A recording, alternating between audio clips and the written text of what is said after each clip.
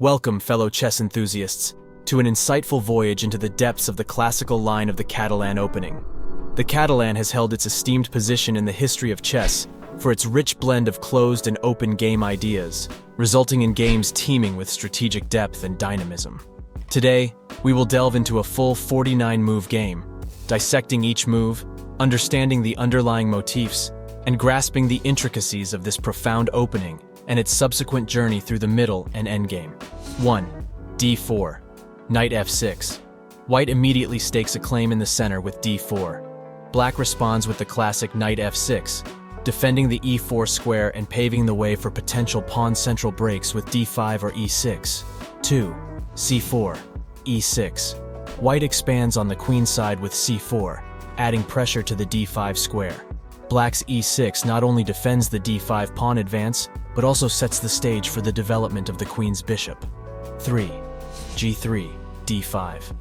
With g3, White begins the Catalan setup, hinting at a fianchetto of the king's bishop. Black asserts central dominance with d5, challenging White's c4 pawn. 4. Bishop g2, c4. The fianchettoed bishop now beautifully controls the long diagonal. Black takes on c4, a typical pawn sacrifice in the Catalan, aiming to hold onto the pawn and solidify the structure. 5. Queen c2, c5. White's queen move-eyes the c4 pawn, preparing to recapture. Black's c5, a principled counterattack, targets the d4 pawn, questioning White's center. 6. c5. Bishop c5. White's decision to exchange pawns on c5 opens up the position. Black recaptures with the bishop, placing it on an active square and targeting a vulnerable f2 pawn. 7. Queen c4, queen d4. White regains the pawn on c4 with the queen, attacking the active black bishop on c5. Black's queen jumps to d4, centralizing itself while putting pressure on White's position. 8. Queen d4, bishop d4. White decides on a queen exchange to relieve the tension. Black's bishop recaptures, keeping a central presence. 9. Knight f3, bishop b6. White develops the knight to its natural square, attacking the centralized bishop. Black's bishop retreats to b6, preserving itself while keeping an eye on potential weaknesses in White's camp. 10. Bishop g5, bishop d8. White's dark square bishop becomes active, pinning Black's knight to the bishop, which may impede Black's development. Black unpins immediately by retreating the bishop, preparing to castle kingside. The opening phase of this classical Catalan game presents a delicate dance of central control, piece development, and tactical opportunities. Both players showcase typical Catalan strategies, with White leveraging the long diagonal and Black striving for a solid yet flexible pawn structure. The stage is set for an intriguing middle game as the combatants seek positional advantages and tactical opportunities. 11. Bishop f6, bishop f6. White makes the strategic decision to trade off his dark-squared bishop for Black's knight, thereby simplifying the board. This trade not only diminishes Black's knight pair, but also grants White more central control. Black recaptures with the bishop, maintaining a strong central presence and retaining the ability to support potential pawn advances. 12. Knight c3, bishop c3. White finally develops his queen's knight to c3, increasing pressure on the central squares and supporting his other pieces. However, Black immediately challenges this knight with the bishop, aiming to strip away central support and further simplify the position. 13. c3, castle. With the knight captured, White's pawn structure is slightly compromised, leading to potential targets on the queen side. In contrast, Black completes kingside castling, ensuring the safety of the king while also connecting the rooks. 14. Castle, rook d8. White mirrors Black's decision and castles kingside. The kings are now safely tucked away, and the middle game truly begins. Black responds by placing the rook on the d-file, directly opposing White's queen, hinting at possible exchanges and intensifying the central tension. 15. Rook d1, rook d1. White offers an exchange of rooks on the d-file, enhancing the control of the open file. Black accepts the challenge, initiating the exchange, which might lead to simplifications beneficial for the second player. 16. Rook d1, bishop d7. After the exchange on d1, White's other rook occupies the d-file, keeping a watchful eye on the board's length. Black, sensing the increasing pressure, develops the light-squared bishop to d7, reinforcing key squares and preparing to contest the d-file. 17. knight e5, bishop e8. White's knight jumps to e5, a central and aggressive outpost, placing pressure on black's minor pieces and the f7 pawn. Black's reply, retreating the bishop to e8, might appear passive, but ensures additional protection for the f7 pawn and keeps the bishop safe from any immediate threats. 18. Rook d8, king f8. White takes the proactive decision to exchange rooks on d8. Black recaptures with the king, simultaneously activating it, a key principle in the endgame stages of a match. 19. Bishop b7, knight c6. White's light-squared bishop captures the b7 pawn, emphasizing its long diagonal dominance and putting black's position under strain. In response, black develops the knight to c6, attacking white's centralized knight and aiming to reclaim some initiative. 20. Knight c6, rook d8. White decides to trade off the knight for black's actively placed knight on c6, aiming for further simplifications and a clearer path to a favorable endgame. In return, black's rook becomes active, taking the open d-file. The game's middle segment sees a sequence of exchanges, leading to a simplification of the board. Both players are navigating the waters cautiously, ensuring their pieces find optimal squares. The core battle revolves around central dominance and the open d-file, with both sides aiming to outmaneuver the other. The classical line of the Catalan demonstrates a delicate balance between activity and solid play, a dance that both players seem to have mastered. 21. Knight d8, bishop b5. White's knight removes black's rook, gaining a material advantage. In response, black's light-squared bishop targets a potentially vulnerable square on e2, placing white's king in its sights. 22. King f1, king e8. White's king begins its march towards the center, a crucial aspect of endgame play. Moreover, it sidesteps the potential threat from the bishop. Black's king, in harmony with this principle, also moves centrally, aiming to support its remaining pawns and pieces. 23. Knight c6, bishop c6. White further simplifies, capturing black's bishop with its knight, reducing black's counterplay options. Black recaptures, maintaining an equilibrium in the bishop count. 24. Bishop c6, king e7. White's bishop swings into action, grabbing a central pawn, accentuating its material edge.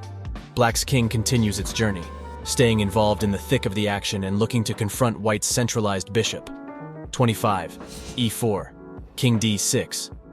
White pushes the central pawn, aiming for more space and paving the way for potential pawn breaks in the center. Black's king moves closer to the epicenter of action, ensuring it remains an active piece as the endgame nears. 26. Bishop a4, king e5. White's bishop retreats to a safer square, keeping an eye on the pivotal e8 square while potentially supporting a pawn push on the queen side. Black's king further centralizes, highlighting the importance of king activity in the dwindling stages of the middle game. 27. f3, f5. White solidifies its center, preparing to challenge black's ambitious king and control potential pawn breaks. Black retaliates with an aggressive pawn push, contesting white's central dominance and creating threats of its own. 28. f5, f5. White decides to open up the position, capturing black's pawn. Black recaptures, maintaining a pawn duo in the center, and ensuring that its king remains active and influential. 29. King e2, g5. White's king continues its central march, positioning itself to support its pawns and restrict black's pieces. Black responds with a kingside pawn thrust, hinting at potential expansion and an aggressive pawn storm. 30. King e3, f4. White's king move demonstrates its intention of entering the heart of black's position, using its active placement as a weapon. Black, not to be outdone, pushes its pawn, introducing a check and forcing white to address the immediate threat. In this segment of the classical Catalan, the significance of pawn structures, breakthroughs, and king activity becomes more pronounced. Both players continue to dance around each other, leveraging minute advantages and probing for weaknesses. As we transition to the final phases of the game, the position's nuances magnify, and every decision can tilt the balance. The groundwork laid in this part sets the stage for the impending endgame, where technique, timing, and temerity will determine the outcome.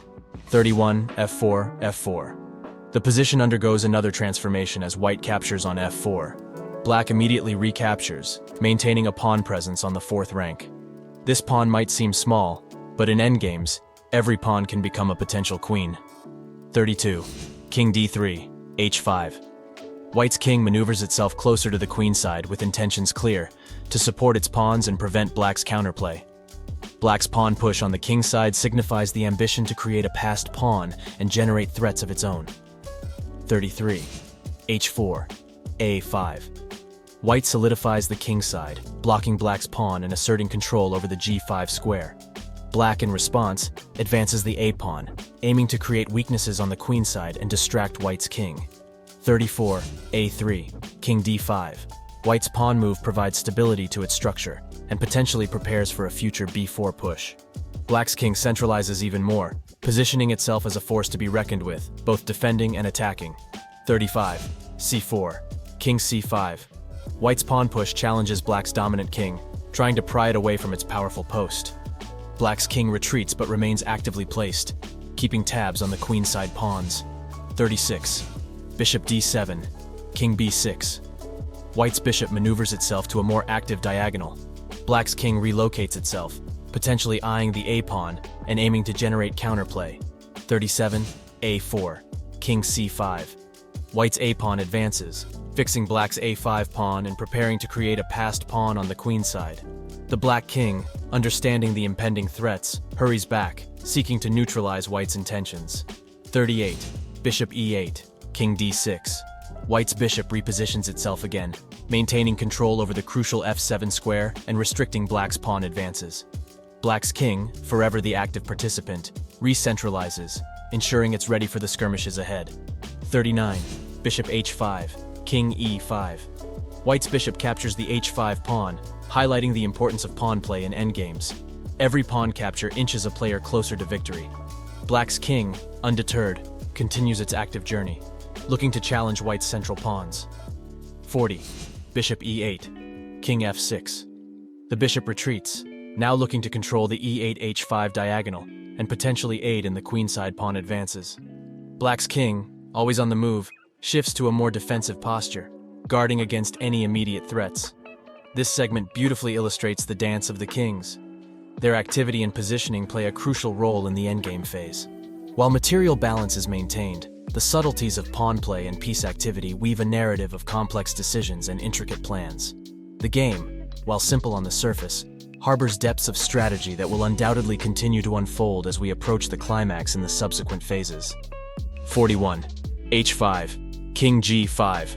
White's h-pawn dashes forward, now only 2 squares away from queening. Black's king races towards the pawn, hoping to halt its advance and prevent another queen from emerging on the board. 42.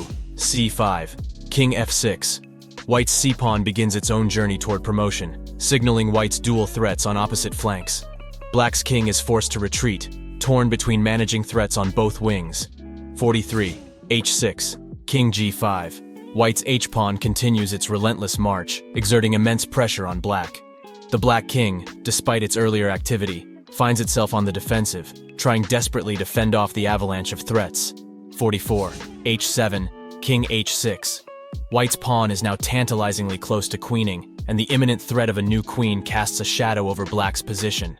Black's king captures the only defensive spot available to stop immediate promotion. 45. h8, king g5. White's pawn metamorphoses into a queen, reintroducing the most powerful piece back onto the board. With significant material advantage now, White's chances of victory skyrocket. Black's king retreats, its majesty reduced, faced with an almost insurmountable challenge. 46. c6, king f5. The c-pawn presses on, signaling White's intentions to create yet another queen. Black's king, valiant but beleaguered, shuffles towards the center, but the options for resistance are dwindling. 47. c7, king e6.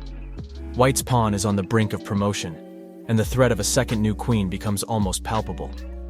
Black's king makes a final attempt to approach the menacing pawn, but the end seems nigh. 48. c8, king d5. And there it is, the second queen for white, asserting complete dominance on the board. Black's king, surrounded and outgunned, limps towards the center, but it's more of a last stand than a counterattack. 49. Queen d5. White's freshly minted queen swoops in, capturing the black king in its sights and delivering checkmate. With precision and strategy, White has masterfully woven a net around black, bringing the game to a fitting and victorious conclusion. The essence of the endgame is beautifully captured in this segment. The inexorable march of the pawns, the dance of the kings, and the power dynamics on display underscore the depth and beauty of chess. With material imbalances becoming more pronounced, the game showcases the importance of accurate pawn play, king activity, and tactical finesse in the final stages.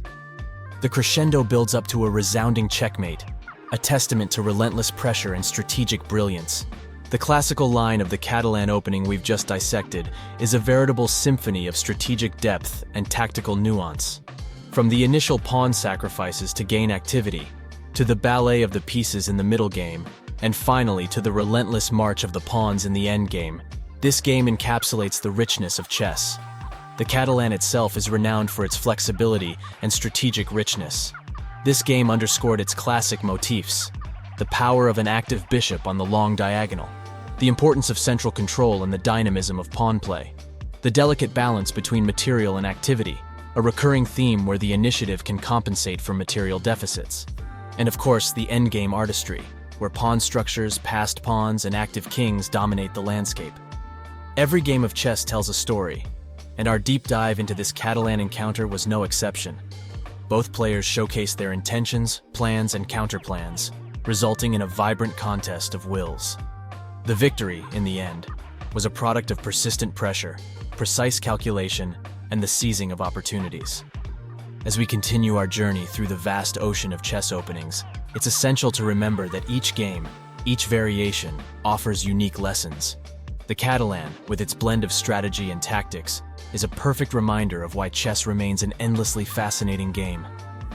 Thank you for joining us in this in-depth exploration of the classical line of the Catalan opening. We hope it's expanded your chess horizons and deepened your appreciation for the intricacies of our beloved game.